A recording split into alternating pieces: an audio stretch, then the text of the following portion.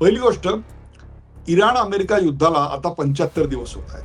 होर्मुझच्या समुद्रधुनीतून जो तेलाचा आणि गॅसचा सप्लाय होत होता, तो सप्लाय आता अनिश्चित आहे आणि त्याचं प्रमाण वर खाली होत असताना त्याच्या किमतीवरही फार मोठा परिणाम झालेला आहे.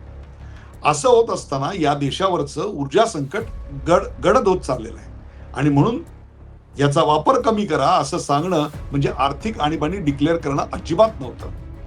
जवळपास 50 आणि 40% अमेरिका आणि युनायटेड अरब एमिरेट्समध्ये तेलाच्या किमती वाढल्या, परंतु आपल्याकडे मात्र त्या फक्त 3 आणि 4% वाढलेल्या आपल्याला दिसतात. त्याच्यावरून या देशात हा जो सगळा ऑइलचा शॉक आहे तो सरकार बेअर करत आहे आणि तो जवळपास या 4 मोठ्या ऑइल कंपन्यांचा लॉस हा दिवसाला 1400 ते 1500 कोटी इतका वाढत चाललाय. आता युद्ध कधी संपेल हे काही सांगता येत नाही.